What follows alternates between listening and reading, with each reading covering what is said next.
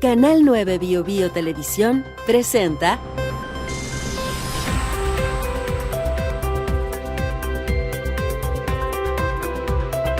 Lo que está en juego podcast.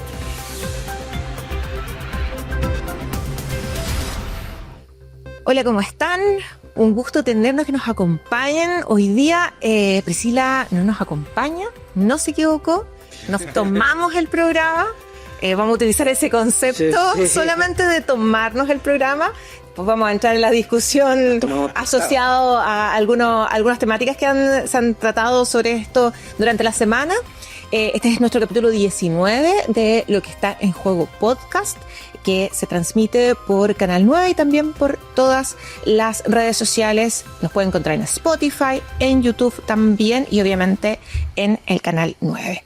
Y nos acompañan como siempre, bueno, Priscila no está, pero estamos nosotros tres. Y nos va a tener también esta semana, nos acompaña Lucas Serrano, académico de la Universidad Sebastián. ¿Cómo estás, Lucas? Un gusto de estar acá nuevamente y le mandamos un saludo a Priscila. Así es, que no puedo acompañar por razones ajenas a ella finalmente, que tuvo un compromiso de fuerza mayor. Y también Francisco Gatica, académico de la Universidad del Biobío. Hola, muchas gracias y saludo a Priscila a la distancia. Así es, la extrañamos, así como espero que me hayan extrañado ustedes el programa pasado, que yo estaba en Impulsa. Así es.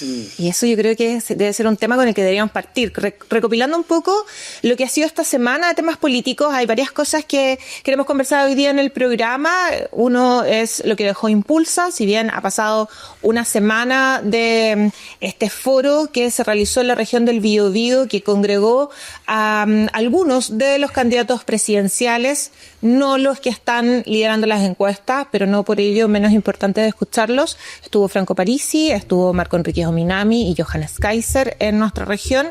Y en este foro Impulsa se discutieron temáticas muy importantes relacionadas con la economía y también con algunas propuestas presidenciales pensando en lo que es el desarrollo regional.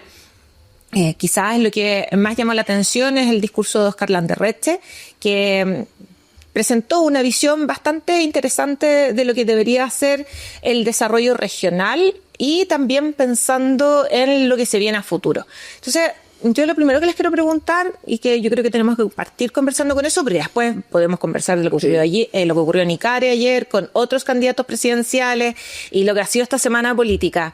No sé qué cuentas sacan ustedes de lo que fue Impulsa 2025. Sí, es que, a ver, primero, yo creo que la vara estaba bajita, porque la cumbre de las regiones dejó la vara baja. Había es cierto que estuvieron los tres primeros en la cumbre de las regiones, pero pocos sabían de regiones, fueron ideas más genéricas, algunas que otras luces. Y por lo mismo, cierto que en esta oportunidad donde candidatos de una segunda fila, quizás Parisi, igual uno tiene que poner, creo que esta elección se divide en dos grupos, los cuatro de adelante y los cuatro de atrás, y Parisi siendo uno de esos de adelante, más Johannes Kaiser y Marco Enrique Ominami dieron más luces, sobre todo se centraron mucho más en el Biobío. Creo que eso fue lo interesante, también escucharlos hablar fue bien entretenido, sobre todo por la tensión que se armó ahí entre Johannes Kaiser y Marco Enrique Ominami, recordándonos un poco lo entretenido que es la figura de Marco Enrique Ominami, que a este punto ya es un derecho adquirido de las elecciones presidenciales. Su quinta elección presidencial. Claro. Pero en cómo jugaba con Johannes Kaiser. Sin embargo, tampoco creo que no hay nada muy nuevo bajo el sol. Vemos un Marco Enrique Ominami bien socialdemócrata, un Franco Parisi bien populista, pero de la buena manera de decir ese populismo, en el sentido de que habla a este votante apático que está cansado de la izquierda y la derecha. Se conoce súper bien el discurso. Y lo repite con ideas súper bien digeridas y súper claras, cuando habla de el Tinder del Frente Amplio, o cuando habla de que los fachos y los comunistas han robado igual por igual. Entonces, con esa idea, él permea muy fácil a un grupo electoral que hoy día sobre todo está obligado a ir a votar, que a lo mejor antes no iba a votar porque nunca le llamó la atención, pero Franco Parisi se logra posicionar muy bien ahí, y un Johannes Kaiser que le habla a su nicho, sobre todo frente a la ausencia de Evelyn Matei y José Antonio Gas, creo que capitalizó muy bien eso. Ahora, la verdad es que bajo ninguna instancia estos tipos de foros mueve la aguja, para nada, pero creo que es interesante ver ya el despliegue de los candidatos y también el despliegue de los que no vinieron. Claro, Yo un poco en la misma línea, yo no fui a Impulsa, estuve más conectado. Sí, nosotros con Lucas sí, por eso Impulsa. estuvieron ahí, te Impulsa. Pero yo creo que es bueno este tipo de foro, al igual que la cumbre, concuerdo igual las críticas, pero que sea en la región del Biobío. Claro. Yo creo que a partir de ese punto de vista, la región del Biobío necesita igual tener algo que decir en el contexto nacional. Por lo tanto, es bueno que vengan, es bueno que se discuta. El problema es que se produce una suerte de amnesia, porque lo que te dice el candidato cambia después, una vez que pasa el 11 de marzo. Pero yo creo que es bueno. Y lo segundo, que claro, el grupo de que vas atrás es el que menos tiene que perder. Entonces uno va a tender a esperar de ellos estrategias mucho más osadas. Los que van a la delantera son mucho más cautos, son mucho más, por así decirlo, mucho más cuidadosos en lo que plantean, porque ahí sale una cuña segura, ahí sale un punto de discusión. Por lo tanto, esa estrategia marcada entre los que tienen mucho que perder y los que tienen prácticamente nada y que pueden ganar mucho, va a marcar una tendencia en lo que vamos a ver ahora. Claro. O sea, yo en ese grupo pondría a Evelyn Matei, a José Antonio Caz y a Janet Jara, que están constantemente en duda de lo que se le puede decir, o está sobreanalizado por ahí. Franco Parisi, que igual está marcando sobre los 10 puntos. Su forma de ser es ir nomás y lanzar, claro, y la polémica incluso le puede llegar a ser... Claro, le sirve, finalmente le sirve. Cualquier cosa que diga que genere ruido, eso es visibilización en redes sociales, visibilización en la prensa, y lógicamente que puede llegar a convencer a una u otra persona que esté indecisa de su voto. Pero también pensando en ustedes lo señalaron, están los tres de los que están tal vez no tan bien posicionados en las encuestas, pero también nos encontramos con que se restaron los otros tres que están en primera fila. Johannes Kaiser, Evelyn Matei y Janet Jara no estuvieron... José Antonio Caz. José Antonio Caz, perdón, no sé, José Antonio Caz, no estuvieron en Impulsa. Ojo, también se restó Janet Jara y lo anunció que se va a restar de todos los foros y todas estas instancias de discusión. Y uno se podría preguntar, bueno, ¿qué estrategia está teniendo Janet Jara al restarse de estas instancias que podrían ser significativas no para convertir a sus adherentes, porque probablemente en estos foros no están, pero sí una instancia para mostrar gobernabilidad, para mostrar otras alternativas frente a lo que son los otros candidatos. Sí, yo tengo la impresión de que ella, sacó cálculo y efectivamente estos foros tienden a ver público que no es partidario de ella, técnicamente es muy minoritario. Por lo tanto, ella está privilegiando el trabajo en terreno. Supone que ayer estuvo en Punta Arenas, me parece, y va a privilegiar más que estar en una sala de convenciones, estar haciendo trabajo en los territorios, lo cual es una apuesta. Yo espero que ella probablemente lo que está haciendo en este instante es reordenando su hueste, reordenando su comando. Hay una cosa que vamos a discutir probablemente Carmona está constantemente generando la olita. Sí, Olita, de ahí dejamos a Carmona en segunda retoma. Por lo tanto, ella ahora lo que debe hacer es mirar hacia adentro de su equipo y empezar a ordenar. Y eso exige un tiempo, eso exige un esfuerzo. Y además, creo que tuvo una estocada que fue bien dolorosa para ella, que fue cuando tuvo este desdecir con respecto a la nacionalización en su programa. Claro. Porque una de su plataforma era que ella nos prometía que no nos iba a mentir. Exacto. Y uno puede creer, y que es el caso que yo creo, que ella realmente no sabía que estaba eso en el programa de buena fe, pero aún así no mintió. Entonces, sobreexponerse en esto, y esto es algo que hemos conversado hartas veces, que la plataforma de Janet Jara descansa en este carisma, sí, pero esa cuenta de ahorro parece ya haber llegado a su fin. Y eso es muy frágil. Ahora ella efectivamente está marcando 30% ¿Por qué no crece Janet Jara? Porque finalmente ¿dónde va a crecer? Porque es que lo que pasa es que si tienes más de un 30% de apoyo al gobierno, uno podría sospechar de que ese más de 30% de apoyo debería de también manifestar su apoyo a Janet Jara, pero no rompe la barrera del 30%. Ella, su barrera en realidad, en el mundo ideal, si hiciera bien las cosas, debería llegar a 38. Claro. Pero no llega a 38. No llega a 38, se está en el 28, en el 30, según la encuesta, en promedio 30. En promedio 30. Lo cual es muy mal escenario, porque en teoría, con esfuerzo, estaríamos sumando no hay que decirlo, pero si uno suma todos los candidatos de la oposición, ganan, sin ningún problema. No, claro. Por lo tanto, ella tiene que reordenarse. Al parecer, hay todavía parte del carisma que tiene el gobierno, no se le traspasa, lo bueno no se traspasa a ella. Y ella capitaliza solamente la parte negativa. Claro. Esa es la impresión que tengo. Porque ella se presenta como la candidata de oficialismo. Ahora, ojo, ella fue muy hábil en la primaria de no como representar la parte negativa del gobierno. Lo representó mucho más Toá, por ejemplo. Sí, Por supuesto, porque se llevó el peso político. Claro, hoy día obviamente está pasando eso y hay varias hipótesis que uno puede hacer.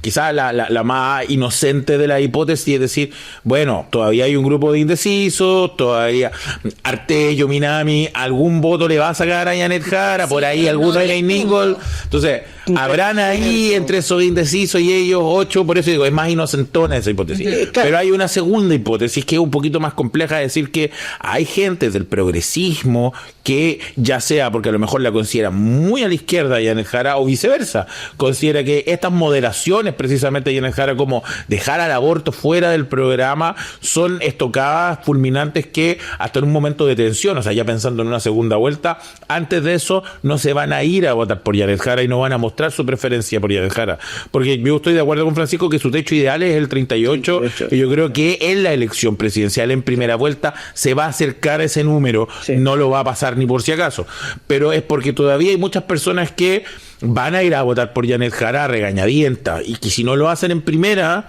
sí lo van a hacer en segunda, es decir, porque aparte hay como una especie de conformismo no en la campaña de Janet Jara, porque con lo que tiene hoy día y difícilmente alguien le va a quitar eso, le da con tranquilidad para pasar una segunda vuelta.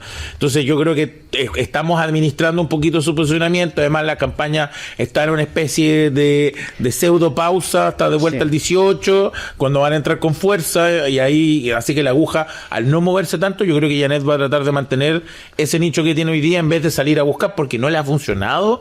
Cuando ha salido a moderarse incluso, no le ha funcionado. Yo tengo la impresión de que, claro, al parecer ya hay una suerte de hálito de espiritualidad medio derrotista, eso sí, siento yo. O sea, tanto en el oficialismo, en el gobierno, en los partidos, como que todavía no, después del efecto de la primaria, donde ella fue casi una estrella, finalmente hoy día no hay, se desencantó.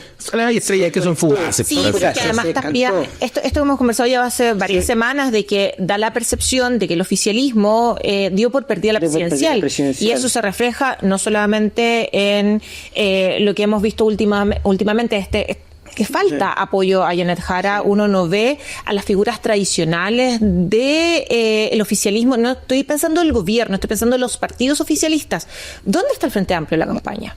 No se ve mucho el Frente Amplio, ni el Partido Socialista, ni el PPD, ya la Democracia Cristiana, Lucas, ¿cuánto eran? 28.000 militantes aproximadamente, tampoco están tan presentes. Hay figuras clave, pero también eso se ve reflejado en una Federación Regionalista Verde Social que sale de la lista parlamentaria porque probablemente está pensando más en una lógica, una calculadora propia para ver cuáles pueden ser sus mejores éxitos políticos que electorales. Yo agregaría una variable que más, a mi juicio, más complicada, que en estas, bueno, primero la campaña se adelantó mucho. Sí. Mucho, porque todavía falta, pero la otra cosa es que si tú miras los indecisos, en general todas las encuestas están apuntando un 10%. Más o menos. A diferencia de otras oportunidades donde teníamos un 30, un 25, claro, es bajo el nivel de indeciso, donde tú podías echarle mirar ese porcentaje indeciso, ir sacando de eso, hoy día es poco. Es bajito. Por lo tanto, el techo que tú tienes es muy fuerte, del 38%, que reencantar a aquella que fue primero en la prueba, que te parece, se puede haber encantado con la prueba y se puede haber encantado fácilmente, ¿cierto? Claro. Entonces, a lo que voy yo es que no hay mucho espacio para crecer, porque si uno le crea la encuesta en general, hoy día el porcentaje indeciso, no sabe, no responde, es bastante bajo. Y ahí, a ver, la verdad es que quizás me voy a salir un poco de tema, pero yo creo que en este momento el ser oficialismo, es cierto que hemos visto que no ayuda en general en los procesos electorales porque la gente tiende a ir últimamente hacia el voto del descontento, pero la verdad es que sobre todo la última semana yo siento que el presidente le hizo un flaco favor a Janet Jara, porque yo entiendo que tanto Janet Jara como el presidente de la República querían una lista única y era una señal de que vayan como vayan y el resultado que obtuvieran iban a ir juntos todos como hermanos, como coalición, incluso ahí con ese hijo renegado que es la Democracia Cristiana. Sin embargo, esa pachotada del presidente de la República de sacar al ministro de Agricultura, o sea, ojo, por un tema político, no por los otros proyectos que había tenido antes. yo no sé si esa se la hace a Elizalde. No creo. No, pero se la hace al ministro del Frente Regionalista Verde, que es un partido más pequeño, y se la hace al ministro de Agricultura. Es un sinsentido porque obviamente uno puede especular de si Marcel iba a salir o no, y que probablemente la salida de Marcel le abrió la ventana para poder sacar a este otro ministro e incluso con esto poner un parche al desembarco, porque uno te esperaría que se hablaban que Cataldo, que Vallejo, aunque todavía podrían salir, sí. Pero y que me parece que si este no es el último cambio de gabinete del gobierno, ya la cosa empieza a tomar tinte un poquito más improvisatorio. Claro. Me parece que no ayuda porque hoy en día, como a pesar que el Frente Social, Acción Humanista, que están en su legítimo derecho de armar otra lista por supervivencia, no por gusto personal, sino por supervivencia, hayan salido de ahí y estén apoyando a Yanel Jara, ¿con cuánta fuerza lo van a hacer? ¿Con cuánta fuerza lo va a hacer el socialismo democrático después que en la primaria Yanel Jara culpó de los desastres de inseguridad a Carolina Toá, haciendo que el Partido Comunista votó en contra de las cosas que hizo el gobierno? Y ahí también uno ve que Carolina Toá no se ve en la campaña, no está presente en la campaña, no asumió un rol. Bueno, no sabemos lo que pasa cuando efectivamente inicia la campaña, que es después del 18. Ahora ella dijo que se va para la casa. Pinter se va como candidato a diputado, tengo entendido. Probablemente va a la inscrito va a la reelección, pero también tú tienes otro de los candidatos que iban a esa primaria, que era Mulet, que está corriendo entre comillas por colores propios. Claro, entonces tú no ves hoy día. Yo creo que ahí es bien lamentable lo del Teo Valenzuela, porque aparte un golpe para la región. Para la región, porque Teo Valenzuela es un regionalista, lideró la comisión de descentralización. Él había comenzado con varias críticas, pero finalmente se consolida. Le toca enfrentar varias contingencias y sale bien parado como ministro. Distinto al caso de Marcel. Tuvo algunos problemillas, pero distinto al caso de Marcel, porque, claro, Marcel había anunciado que había dado señales que quería dejar el ministerio. ¿Bien? Sí. Y este era el momento porque después comenzaba el ciclo presupuestario. El ciclo presupuestario en realidad ya comenzó en mayo, donde tú matas un marco presupuestario, pero el trabajo es intenso a partir del segundo semestre.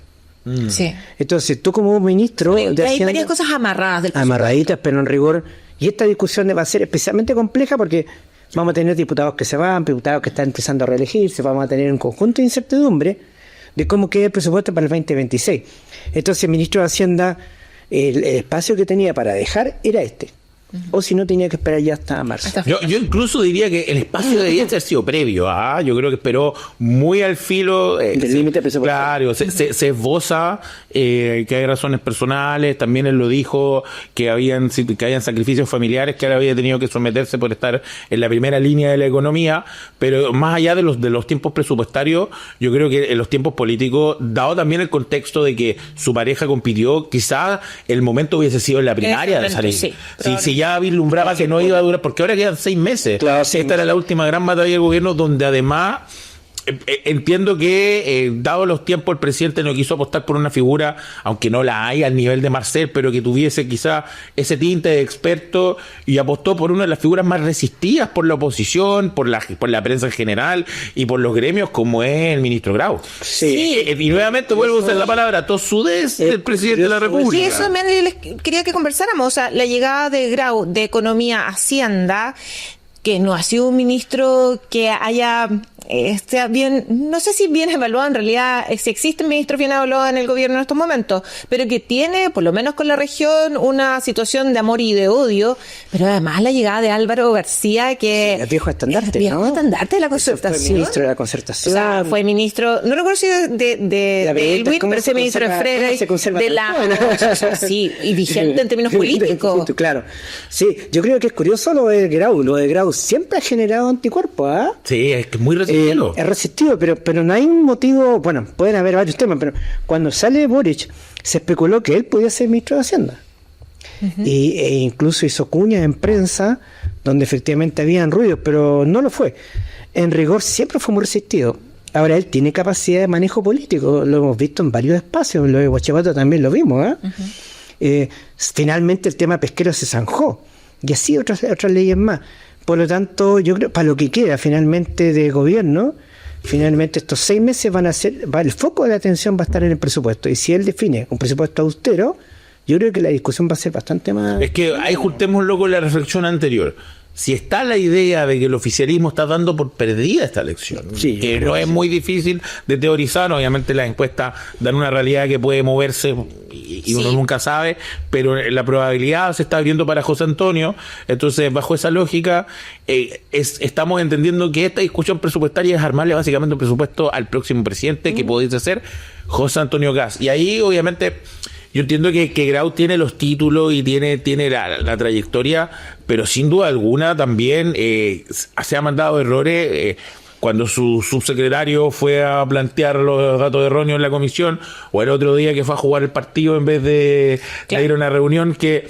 nuevamente, es cierto que nosotros siempre hablamos de este famoso síndrome del pato cojo, que es una frase británica a propósito de cuánto el gobierno pasa la intrascendencia, y nosotros hemos hecho muchos programas, 19, y han sido muy pocos los que hemos hablado del gobierno del presidente Ariel Boric.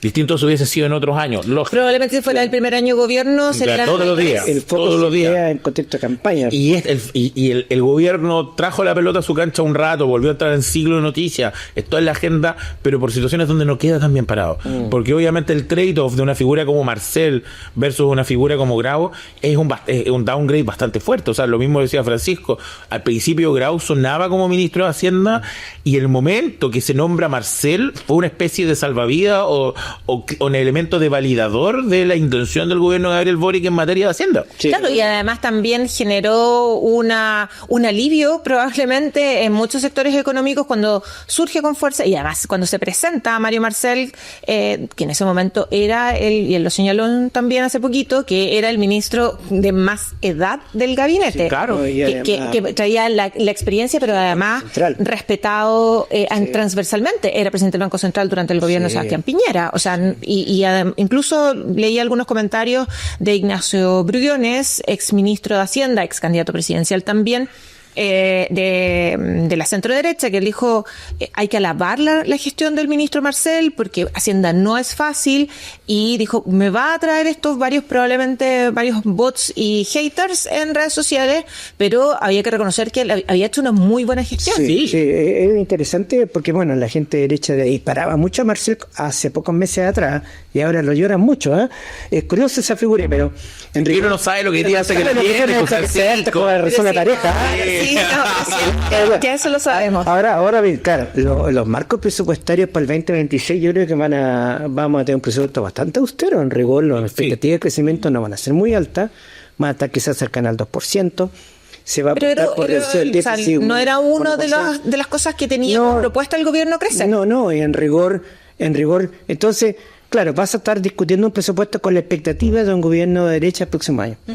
Pero esta discusión va a ser hiper mega vigilada. Y politizada. Porque tú vamos a tener a los diputados levantando la mano por cosas presupuestarias y paralelo la campaña. Claro.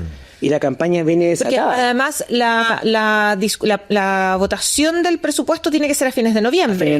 Cuando vamos a estar entre la primera y la segunda. Claro. Entonces vamos a ver cómo se va a comportar partidas de seguridad, Ministerio de Interior, que son las partidas que van a estar en la discusión pública, y todos los ojos van a ver, bueno, finalmente cuánto va a crecer la partida de seguridad, por ejemplo. Entonces va a ser una cuestión muy interesante porque vamos a tener mucha incertidumbre política que va a permear esta discusión. Y vamos a tener a los candidatos presidenciales, sobre todo los que estén en segunda vuelta, comentando sobre el presupuesto. Sí, por supuesto. Y en un hipotético caso, un José Antonio Kast quizás mirando eso y decir, ¿sabes qué? El gobierno está aquí siendo mezquino. Claro. Y también te va a dar espacios, además con una Cámara de Diputados que ya sabemos cuál va a ser la composición. Probablemente va a dar espacio para negociar algunas glosas específicas. Recuerda que hay glosas que son emblemáticas donde la Cámara de Diputados le pone un peso solamente para armar la discusión. Para generar la crisis. Oye, y en otro tema, para aprovechar los últimos minutos que nos quedan, hemos estado hablando harto de lo que ha sido esta semana, especialmente en los cambios ministeriales, pero también yo creo que es importante mirar lo que está pasando con José Antonio Kast. Recordemos también algunas conversaciones y alguna información que supimos. Primero, siempre fueron contrarios a la reforma de pensiones. Eso no es una novedad. Votaron en contra.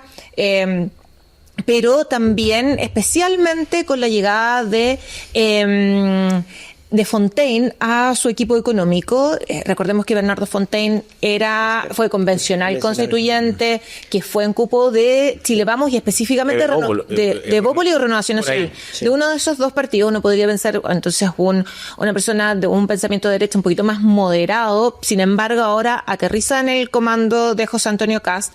También el exalcalde de Codina aterriza en el comando de José Antonio Kast. Pareciera ser que hay una fuga de algunos liderazgos dentro de la derecha, tanto la derecha tradicional como esta centro derecha que también la conocemos, que están llegando en desembarque al comando José Antonio Kast. El rostro de José Antonio Kast tironea más que el rostro de Evelyn Matei, claramente hoy día. Ahora, yo escuché la entrevista de Corina, entonces le preguntó al periodista, ¿lo llamó el comando a temas, por ejemplo, de seguridad o de gestión local? No lo habían llamado. Entonces, al parecer, también son aquellos que no están dentro del core, por así decirlo, dentro del grupo que está armando el programa de Evelyn Matei. ¿Se entiende, no? Son más bien los outsiders. Son los outsiders, son la gente que está en la periferia y que finalmente saca cálculos políticos y conviene estar al otro lado. Y que en general uno podría también señalar que han generado algún tipo de molestia en Chile. Claro, en general, pensando en Cartes, por ejemplo, en su momento. Es que si no te han llamado, mira, si hay un principio básico, si no estoy en la mesa, doy vuelta a la mesa, ¿cierto?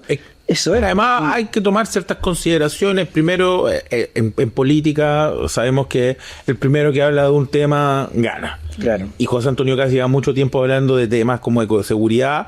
Por lo tanto, Evelyn Matei no queda muy propia en ese tema, que lo hemos hablado 1000 veces. Es uno de los temas o los clivajes fundamentales de esta elección. Segundo, es bien interesante lo que ocurre con respecto a este concepto de la polarización. Porque ciertamente se está hablando que esta es una elección muy polarizada porque las dos primeras mayorías está en el Partido Republicano y en el Partido Comunista, que son antípodas básicamente. Sin embargo, es gracioso porque los programas o programáticamente esas campañas están bastante diluidas. Sí. Por ejemplo, el programa de Bachelet 2 hace ver a este programa de Janet Jara como un programa demócrata cristiano. Sí, claro. Bachelet 2 era mucho más transformadora, Gabriel Boric era mucho más transformador que este programa de Janet Jara, y en contraposición lo mismo Kast. Kast aprendió la lección de la elección pasada, donde en esa segunda vuelta que pierde con Gabriel Boric, uno de los factores fundamentales es ser visto como el extremo. Y ha bajado los costos en su programa. Ha sacado lo ideológico, dijo yo no me voy a preocupar del aborto ni temas valóricos. Exacto, dijo que seguridad y economía, seguridad y economía. Entonces baja el costo para que una persona de centro derecha vaya donde José Antonio Kast. Porque antiguamente iba a ser como, te estás yendo con los extremistas, pero ahora te estás yendo con los sensatos. Claro, ahora, ojo, hay mucha infidelidad en esto ahora. Quizás la crítica que tiene Kast es que le falta equipo. ¿Cierto? O sea, esa es la crítica sostenida. Tiene un liderazgo potente. Él fue potente, pero le falta equipo. Incluso sus equipos más cercanos están como candidatos a diputados, van eso. Claro. Entonces, él tiene necesidad de tener rápidamente equipos para poder sostener un programa. Porque está bien, su gran discurso es la seguridad, pero vamos hilando fino qué es lo que estamos planteando en cada partida. Y en ese déficit de equipo es donde entran estas personas también. Sí, porque además tampoco nos podemos quedar que, claro, yo concuerdo con lo que señalan ustedes de que Kast tiene un discurso súper claro que es la seguridad de la economía, pero no nos podemos quedar solo en seguridad de economía. Eso no mueve un Estado. Claro. No. Ahora, lo pone en primera línea como para también, como yo les decía, bajar el costo, decir, apoyar a José Antonio Kast no es apoyar a un candidato antidemócrata. Claro, No. Candidato. Apoyar a un candidato sensato que se está haciendo cargo de los principales sentires de la sociedad chilena. Y además, como planteaba muy bien, él hoy día carece de equipo, que es quizá una de las cosas que Evelyn Matei más tiene. Y que si uno mira el programa de Evelyn Matei es mucho número. Claro. Es un programa, es el último bastión del piñerismo a través de gestión, y el mismo presidente de RN el otro día dijo, no crean que si gana José Antonio Kast, nuestros grandes cuadros van a ir a trabajar. Yo creo que sí va a terminar pasando igual. Igual creo que el gobierno de José Antonio Kast va a hacer una llamada a Chile Vamos, y Chile Vamos va a responder mandando a muchos de sus grandes figuras, porque son las que tienen experiencia. Lo mismo como el Frente Amplio tuvo que llamar al socialismo democrático. Ahora, el problema es que en esta campaña, decir que tú tienes gente con experiencia o experiencia probada o números serios no está vendiendo. Le pasó a Toá, le está pasando a Matei. Son los discursos más fuertes en seguridad. Lamentablemente, como dices tú, es cierto que es mucho más profundo tomar la piocha de O'Higgins y gobernar Chile. Pero esos son los temas que mueven y frente también la decisión de, chuta, voy a estar con una candidata que está peligrando el tercer lugar. Claro, no vende. O me voy a ir desde ya con un candidato que en el peor de los escenarios pasa segunda vuelta y pierde, pero cuando todo está diciendo que va a llegar y va a tener que armar equipos y yo voy a hacer una opción. Es terrible la tercera posición en rigor, porque en rigor incluso es preferible para un candidato de esa naturaleza irse a uno que pese mucho menos todavía. Porque siempre estuvo fuera del correr. Testimonial. Pero el tercero está corriendo. Claro. ¿Se entiende? Estuvo Pedro y Matei estuvo primera mucho tiempo con eso. Ella, claro, tiene un buen equipo, que estos son los equipos que están en torno al Chile Vamos, pero en rigor ella comenzó, estamos hablando de Belén Matei del año pasado. Sí, claro. Entonces ella venía con este peso, esta carga de ser la candidata. Sí. Es candidata desde hace muchos años, pero formalmente, incluso desde la muerte de Sebastián Piñera. Hay una foto ahí, entonces,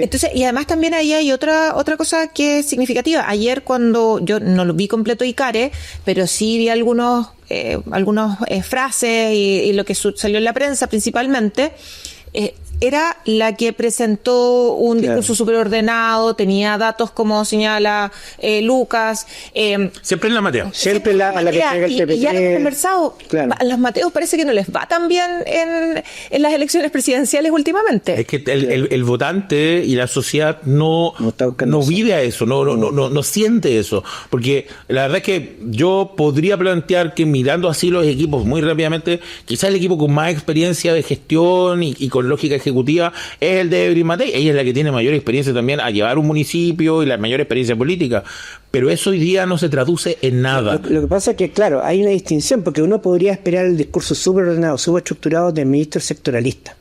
El ministro sectoralista es aquel que finalmente lo echa, tiene que mostrarte a ti los datos, la cuadratura, la PPT, pero el presidente finalmente lo que te vende es un sueño. Y ahí donde cae. Y eso le falta. Lo hemos dicho 1000 veces, no tiene un relato. No tiene un relato, no tiene un carisma, no hay un aura en torno a ella. Entonces, que sí lo tiene José Antonio Caz. Que sí lo tiene Caz. José Antonio Caz habla de recuperar Chile. Pero ojo, tampoco hay que sufrir, tampoco hay que ponerlo muy alto. Estamos hablando de un 30% de adhesión. Por supuesto, pero ese 30% de adhesión hay que también recordar el efecto de la segunda vuelta, pues ese 30% va a crecer a un 58 probablemente, pero ahora, siempre esos son votos prestados. Pero si uno toma la primera como medición de liderazgo puro y duro, empatado con Jan Encar. Sí. Tampoco es tan su liderazgo no es tan fuerte, ¿me entiendes? ¿No? Como uno puede mitificarlo. Él está en el 30%. Claro, ahora, obviamente, si es que nosotros sacáramos de la ecuación a París y a Matei y a Kaiser, en una de esas, Caz gana primera vuelta, pero no es así el proceso. No es así. Claro, ahora, obviamente, lo que él evoca, se aprovecha mucho el discurso de seguridad, porque hace mucho tiempo él viene hablando de seguridad. Entonces, este ciclo le ha quedado muy cómodo y por eso ha apostado en eso. Y va a seguir apostando en eso. Además, habla también de esta élite fracasada, que es lo que hemos conversado 1000 veces. Habla contra una élite. Siendo que obviamente él fue diputado en la República. No digamos que el dinero abajo vale el pueblo. La puna de mimbre. No es cuna de mimbre. Claro, pero ahora de esta élite, pero sobre todo de esta élite progresista, que se ha preocupado en temas sin sentido como la discusión del aborto, por ejemplo, y nos ha dado lo que verdaderamente quiere el chileno, que es seguridad, y hasta cierto punto la teoría política lo avala, lo hemos conversado 1000 veces. Es el Leviatán de Hobbes. Es lo más sencillo, en el sentido de que la demanda más básica que tiene un ser humano es tranquilidad y seguridad y paz. Y si no la logra, todo el resto va a ser secundario. José Antonio Caz lo conversamos el miércoles pasado en el Impulso, ¿de verdad, Lucas? De que al final eso también significa más Estado. Claro. O sea, la seguridad y el tener un espacio de tranquilidad, que obviamente todos nosotros lo esperamos, es más Estado. Claro, no significa reducir el Estado. ¿Cómo va a ser? ¿Qué tan eficiente va a ser él para poder reducir la sensación de inseguridad? Porque recuerda que aquí no estamos hablando de datos duros. Sí, datos duros. Aquí estamos hablando de excepción. Clima ambiental, de clima. Bueno, ¿qué tan eficiente va a ser? También está en duda, porque en rigor tampoco no hay una varita mágica para esto. Entonces vamos a tener también lo mismo que le pasó a Boris en algún minuto. Lo vamos a instalar como presidente y a los 3 meses, ¡pah! Que es algo que le pasa a todos. Esa luna de mes y miel ya casi ni existe. Por eso mismo, claro. El efecto de la segunda vuelta es que tú ganas con una mayoría sólida, porque obliga a tener más del 50% más uno de los votos a un candidato, de los válidamente emitidos. Y sin embargo, esa diferencia entre lo que hay en primera y en segunda muchas veces es prestado. Es prestado. Le pasó a Piñera 2. Sí, Le pasó a Piñera 2, que es la mayor victoria hasta el día de hoy de la derecha de la historia de este país, desde incluso antes del golpe, de lo que sea. Y no le duró nada, porque le generó el estallido social al año y ya tenía que lidiar con eso. Entonces, y lo mismo le pasó a Gabriel Boric. Por eso a mí el efecto carisma, el liderazgo, que las carisma, yo creo que se ve mejor en la primera. Porque van a entrar a jugar, son coaliciones, son coaliciones tácticas. Obvio. Entonces, la primera, tú ves en realidad cuánto va a ser el arrastre que tiene el voto más bien, claro. Especialmente cuando la derecha no tuvo primaria, no encontramos con no que lo tenemos. Esta es la primaria. El contexto de primaria siempre ese voto es más ideológico. Claro. Y de hecho, yo me atrevería a decir que ni siquiera es la primaria de la derecha, es la primaria del rechazo. Claro. Porque uno podría incluso sumar a Parisi un poco, a pesar que él es bastante hábil para decir que no es ni de izquierda ni de derecha. Y que es cierto que uno puede decir que hay votos de Franco Parisi la elección pasada que se fueron a Gabriel Boric en una segunda vuelta. Eso pasó. Ahora, hay que entender lo mismo que uno también, porque ¿cuál es la tentación? La tentación es que nosotros tengamos la primera vuelta y sumemos el voto de uno, el voto de dos, el voto de tres, el voto de cuatro, digamos, acá. Claro, y claro, que va a tener, no sé, incluso nos podríamos encontrar que si sumamos Parisi, Kaiser, Kass y Matei tengamos 62 y al otro lado tengamos 38% de los votos. Nos podríamos encontrar un escenario ya conocido, que a mi juicio es la gran articulación que nos jugamos en esta elección. Sin embargo, no hay que olvidar que no solamente existe el análisis cuantitativo, sino existe el análisis cualitativo. Lo que es una segunda campaña, una segunda vuelta es una nueva campaña. Una campaña. Y también ahí, yo sé que lo queríamos conversar, a ver si alcanzamos en estos minutos que nos quedan. Ya conocemos los programas. Ya probablemente yo todavía no me los termino de leer ni revisar con mayor precisión, pero están los programas presidenciales. Y también uno que es ñoña en mi caso, los revisamos. Sí. Los revisamos y probablemente los comparamos, y ya lo señalaba Lucas hace un momento atrás también. Si miramos el programa Michelle Bachelet 2, es muchísimo más revolucionario que el programa y progresista, lo mismo que el programa Gabriel Boric, que el actual que presenta Janet Jara. Pero la ciudadanía, ¿cuánto revisa los programas? Nada. Salvo para condoros como el de Janet Jara. Claro, pero él es que lo revisan, sino como que se meten en la polémica. Que también pasó con Kast en la elección pasada con el tema de las termoeléctricas. Yo creo que sería súper interesante tener un contador de cuántas descargas han tenido los programas. Claro. Y te apuesto que si la noticia sería bastante mala. Y probablemente casi todos son gente como nosotros, medios de comunicación. Y no me atrevería a decir que incluso más de alguna persona está consultando el ChatGPT y sabes que creo que me hago así. Pero es preferible. Yo también lo prefiero. Pero es preferible, porque tú puedes hacer unos buenos prompts en ChatGPT para que te diferencie. Ahora, entonces le acerca la versión pro, la versión gratis, pero uno en un par de días, si tiene la versión gratuita, puede ir subiendo los programas que le hagan un análisis. Ahora, los 3 días. Es muy difícil, porque en rigor, y además, no sé, yo creo que en el fondo la gente vota, volviendo a esa imperfección que comentaba Lucas, por el eje central. El eje central, y todo el resto pasa a ser obviado ahora del eje central. Ahora, en esa misma lógica de los programas, uno ve el programa de José Antonio Kast. A mí me llamó mucho la atención porque es muy piñerista. Claro. Con nombres muy rimbombantes y nada muy conflictivo. Nuevamente, no se trata de meterle las patas a los caballos, y está muy centrado en bajar los impuestos, en mejorar la seguridad. Es cierto que es un desafío, pero se nota que es un programa que él está tratando de administrar en consideración de que a él le van a preguntar por su programa. Y por otro lado, Janet Jara lo mismo, es un programa que es muy distinto a la Janet Jara de primaria, y aun cuando ahora tiene como 200 hojas más que su programa. Pasó de 6 a... Pasó de 7. Tampoco se compromete con grandes diferencias ideológicas. Por eso yo decía, o sea, obviamente uno no lo ha revisado completo, pero hay una diferencia fundamental en que tanto José Antonio como Janet Jara tienen un programa mucho más diluido, porque ya están pensando en tratar de traer votantes con un costo que no les sea alto para ellos, porque la elección pasada de José Antonio Kast era muy alto votar por José Antonio Kast. Mucha gente decía, es que yo no me veo votando por José Antonio Kast. Y hoy día lo que está tratando de hacer José Antonio es que cuando se encuentre en una segunda vuelta eso no le pase, que la gente diga, no sabes qué, al final del día él es la mejor opción para... Claro, porque además defiende las instituciones, tiene un programa serio, etcétera. Oye, no quiero desaprovechar la oportunidad, aprovechando que estamos conversando, que no estamos teniendo un programa tomado por el tiempo. Nos vamos a dar un gustito. Y nos va a dar un gustito, pero hay algunas cosas que también sucedieron esta semana y que tiene que ver con lo que estábamos conversando, sobre por qué, por ejemplo, Janet Jara no aumenta su popularidad, cuál es su techo. Las declaraciones, por un lado, de Lautaro Carmona, las declaraciones donde... por decirlo en forma sutil, no apoya al ministro Mario Marcel, cuestiona su gestión, y por otro lado también los comentarios de Juan Sutil, que no fueron sutiles, que no fueron sutiles para nada la semana pasada en relación a este camisa once varas en que se metió él mismo, de que si es dictadura, no es un gobierno dictatorial, si es un gobierno dictatorial, en relación a lo que fue la dictadura de Pinochet. ¿Qué también le hacen tipo de declaraciones a sus propios candidatos? De Carmona, porque finalmente es un tipo que tiene mucha experiencia política. No, pero además voy a decir una palabra que es muy de común. Carmona está haciendo todo para que no vea. Hay que llamar al orden, en rigor es que como los comunistas tienen esto, hay que llamar al orden del partido, en rigor como que tiene esta salida.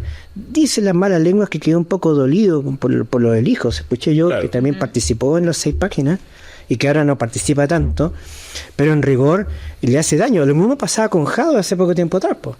Sí. Entonces al parecer anda como díscolo por ahí, y quizás porque no hay una participación clara, me imagino, de él dentro del grupo, por así decirlo. Es que algo añorado. Algo quedó fuera, pero tiene 2 hipótesis detrás. Una, está probablemente su grado de importancia dentro de la campaña es menos de lo que él esperaba. Esa es la primera hipótesis. Seguramente. Y la segunda hipótesis, no tengo nada que perder más que defender mi idea. Y por ahí sigo golpeando finalmente, aunque siempre un paso adelante, compañero. Claro, no importa cuántos pasos. Tenemos esa línea. Entonces, como ya está media perdida la elección, bueno, yo voy a defender mi bastón y voy a defender mi idea. Pero además también va muy la línea de, no sé si se acuerdan, que cuando se nombra a Mario Marcel, Guillermo Tellier, sí, que si es que no me equivoco, era el presidente del Partido Comunista en esa época, dice, no conozco a Mario Marcel. Claro. Lo ninguneó en el mismo día en que se dio a conocer que era el ministro de Hacienda. Y Hugo Gutiérrez dijo qué manera de ganar perdiendo a propósito de todo el desembarco socialista. Claro, ahora tiene que haber una orden de partido, ¿vale? Pero que la tiene que dar el mismo Carmona. Que tiene que darlo Carmona, pero no, es Jara. Ahora, yo tomándome un poquito las palabras de Sutil, que iba a hacer una clase de ciencia política muy breve y decir que el autoritarismo y las dictaduras tienen que ver con la ausencia de democracia y ausencia de derechos humanos. Ahora, ¿cuál es el punto? La gran mayoría de las dictaduras, ¿cómo terminan? A balazo. Con el dictador o escapándose, o lo agarran, o colgado como Mussolini, claro, o pegándose un balazo como Hitler. Entonces, el hecho de que hay una particularidad en la transición a la chilena nunca antes vista, donde pasamos de una dictadura a una democracia, con el mismo dictador pasándole la banda a don Patricio Elwin Azócar. Y quedándose como un comandante. Claro, y después como senador vitalicio y todo eso, habla de las particularidades de los cambios progresivos de la sociedad chilena. Pero si uno mira en definición lo que fue la dictadura, es dictadura militar. Ahora, obviamente eso no quiere decir que haya gente que esté en el comando de Matei y sobre todo el comando de José Antonio Caz, que no vean con buenos ojos ese periodo, por supuesto, pero de que como es por definición es una dictadura. Es dictadura. Ahora, ahí yo no sé, pero un lapsus interruptus, esta cosa que el inconsciente sale por tu boca. Y el ADN también, yo creo que pasó con Matei. ¿Te acuerdas cuando dijo que esto? ¿No? Y bueno, Matei mandó esta carta a Sebastián Edwards, tengo entendido, pero está en el ADN, hay algo ahí donde sale cada cierto tiempo a aflorar esta reinterpretación de la historia. Pero la claro, entonces que todavía quisiera hacer que lo resuelven. Lo resuelven, entonces, y Sutil, no sé cómo llega ahí, pero en el fondo Sutil su experiencia empresarial, ¿cierto? Sí. Claro, y él ahora él con Juan Antonio Coloma vienen a tratar de ordenar la campaña. Juan Antonio Coloma tiene mucho más experiencia política. Claro, ahora nuevamente no sé si ayuda mucho en esta idea de que qué tan elitizada es la campaña en poner a Sutil y a Coloma, pero vienen a tratar de darle nuevos aires que todavía no se ha dado sin impronta, no lo ha logrado dar Paula Daza. Van a generarse nuevos voceros también ahora. Probablemente vamos a seguir hablando en las próximas semanas. Si alguien lleva la contabilidad de los voceros de Matei, los que han ido y los que entran, eso es como una población flotante, Eso vamos a tener que conversarlo ya un día, semana. Porque hay una población flotante de voceros que te desordenan el naipes, claramente. Claramente. Oye, se nos acabó el tiempo. Para variar. Sí, para variar, no se notó que la Priscila no estaba. Le vamos a mandar Saludos, un cariñoso Priscila. saludo. Saludos a Priscila. Saludos a Priscila. Priscila, Y yo sé que nos va a ver más ratito. Sí. Y nos va a escuchar y va a decir, ¿qué hicieron del programa? Por favor. Hicieron Nunca más. Nunca más los dejo. Sí. Pero efectivamente vamos a hablar de todas estas cosas que van surgiendo y que probablemente nos va a seguir dando tema de análisis para la próxima semana. Muchas gracias, estimados, estimadas, por escucharnos. Recuerde que hoy día estrenamos alrededor de las 5:30, 6 de la tarde. Ahí me confirma nuestro director que trató de ponernos orden, pero parece que no pudo.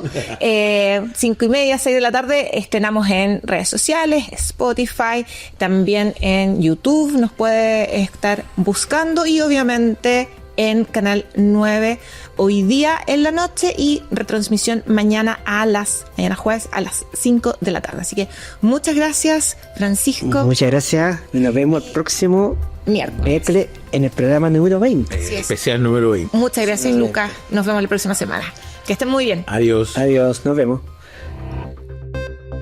Canal 9 Bio Bio Televisión presentó